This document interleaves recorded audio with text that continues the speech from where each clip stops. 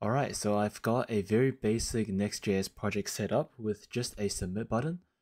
First thing we would do is go to the Shad-cn website and copy and paste the CLI command. Okay, so create a new terminal, paste that one in. And we can say yes to all the options. Say slate, global CSS, yes.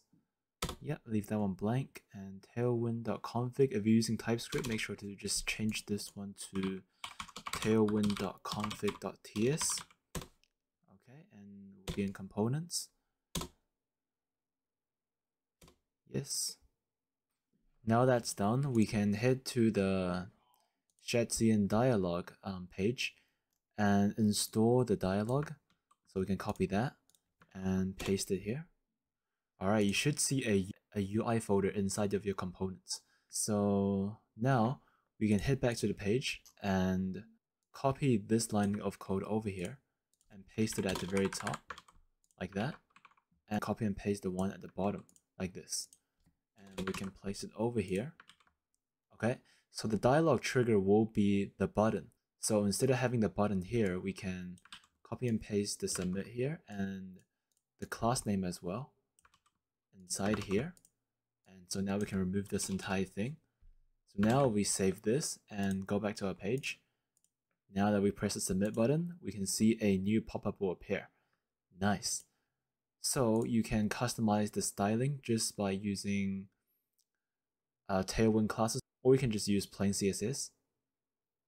So if we go into the content, we can say BG is white. Okay, so now we come back to our page. Okay, now that looks a lot nicer.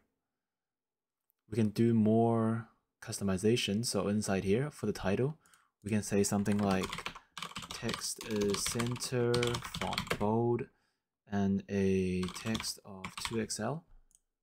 Okay, let's change this to are you sure about this? Okay, so now we go back to our code, and we can also update the description. So we can give it, say, some padding, px of say 4.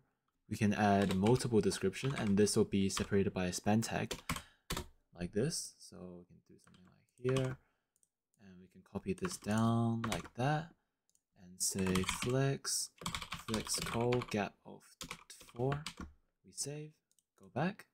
We can add some margin to the title. We can say margin bottom is 8. Alright, I hope that was helpful, guys. If you want to learn more about Next.js or just plain HTML, CSS, and JavaScript, feel free to check out my other videos.